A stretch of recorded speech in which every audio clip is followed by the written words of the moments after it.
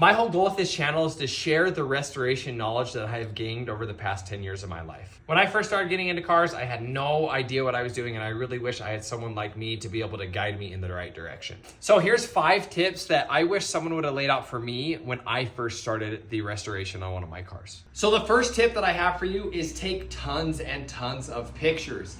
Restorations take a long time.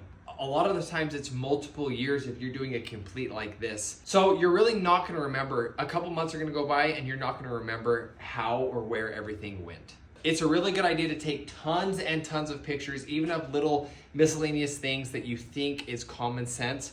Trust me, you're going to forget, you're gonna thank yourself later. Where did you go, bro? You went running off.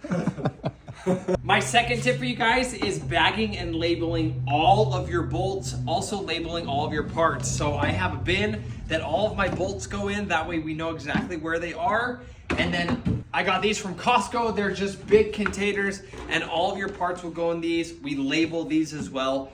Staying organized is a huge part of doing a restoration. My third tip for you guys is having a blueprint, an idea of what you're going to be building. These restorations can vary in cost from $20,000 all the way up to $500,000.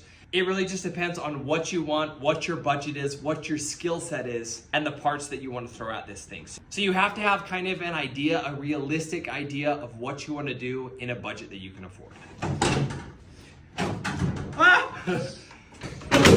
Okay.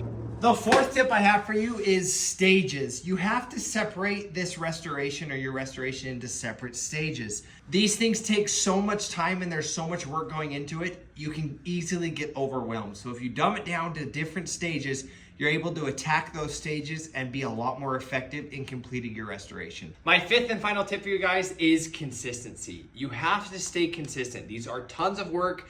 It's easy to get overwhelmed, but if you're consistent, if you set aside a certain amount of hours every single week, you plan it into your schedule, it's really gonna help with the car guy depression of being overwhelmed and everything taking too much time and costing too much money. But being consistent really is one of the biggest things if you really want to complete a restoration. So if there's any other car builders watching this video, be sure to go down and leave a comment for the new guys. Let them know your best tips. Let's help everybody out. And let's get all of our restorations going this winter.